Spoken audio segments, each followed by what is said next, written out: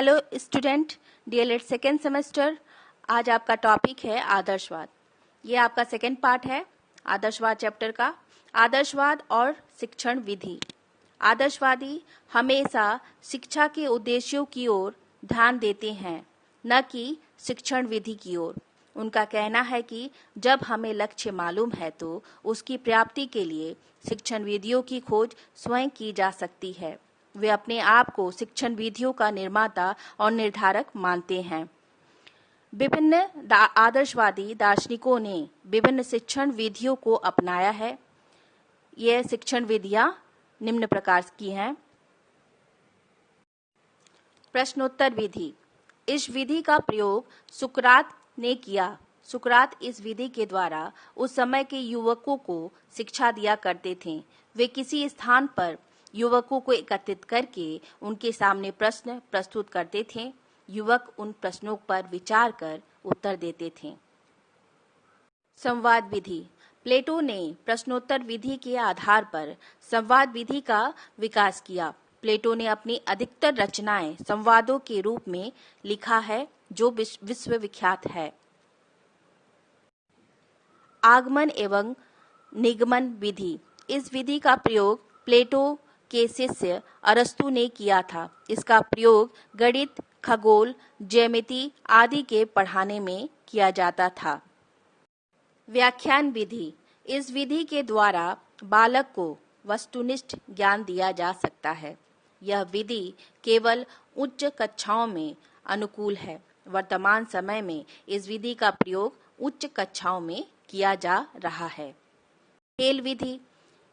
इस विधि को किंडरगार्टन के नाम से भी जाना जाता है। फ्रॉवेल के इस विधि का प्रयोग शिक्षा में किया गया था। निर्देशन विधि। इस विधि को हर्बर्ट ने अपनाया था। वह शिक्षा का प्रारंभ ही निर्देशन के द्वारा मानता है। इस विधि में बालक के ऊपर कोई चीज थोपी नहीं जाती, बल्कि उसे प्रोत्साहित किया जाता है।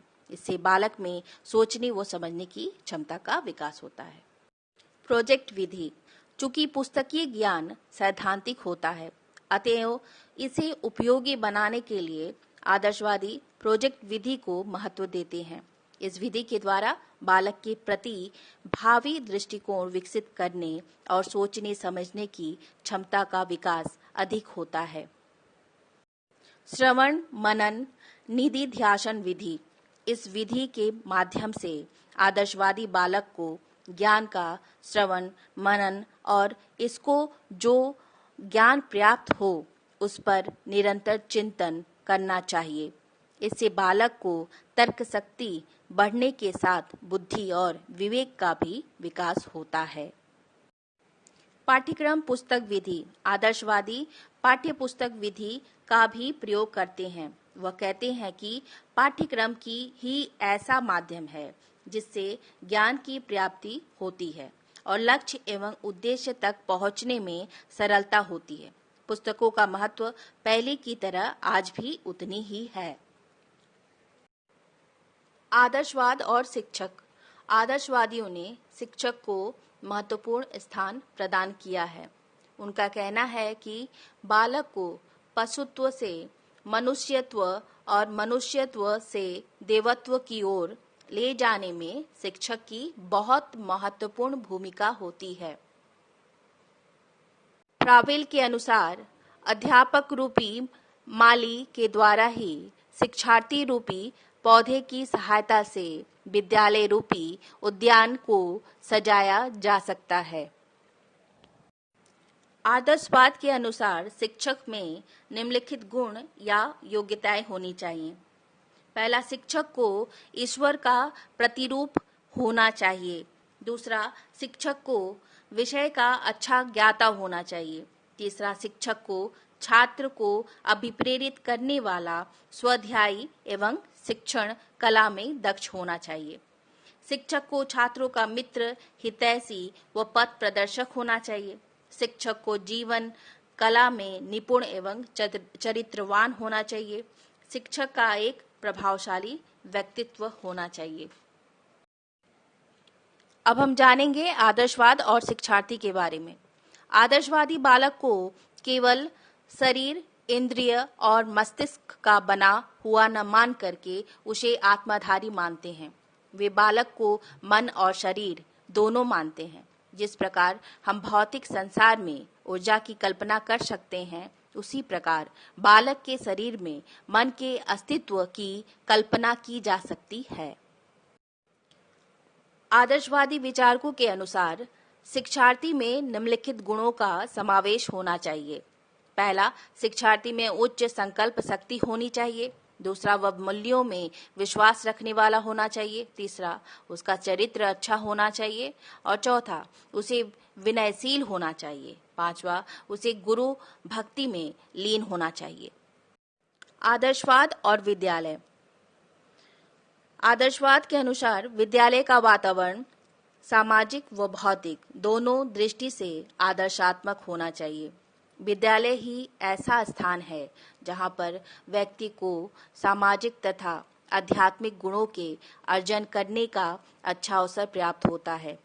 नन के अनुसार विद्यालय केवल ज्ञान प्राप्ति का स्थान नहीं है, बल्कि यह वह स्थल है जहाँ पर निश्चित प्रकार की क्रियाओं को अनुशासित ढंग से किया और करवाया जाता है।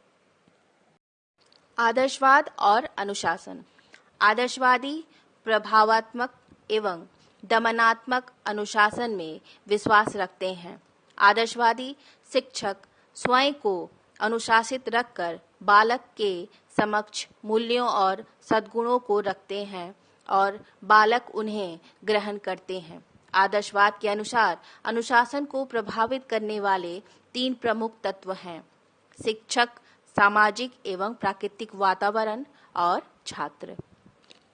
आदर्शवाद के गुण।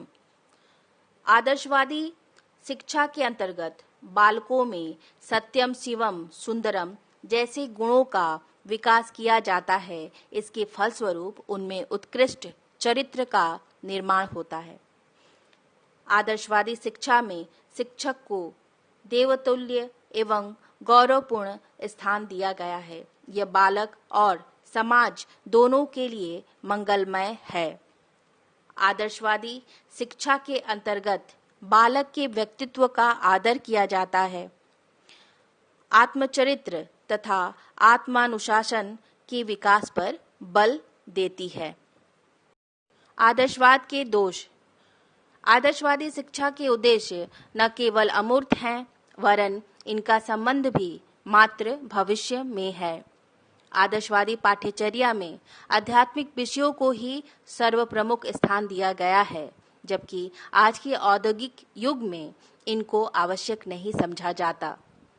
शिक्षण विधि के क्षेत्र में आदर्शवाद की कोई विशेष देन नहीं है। यह शिक्षा को तो बहुत ऊंचा स्थान देती हैं, किंतु इसमें बालक का स्थान गौण है।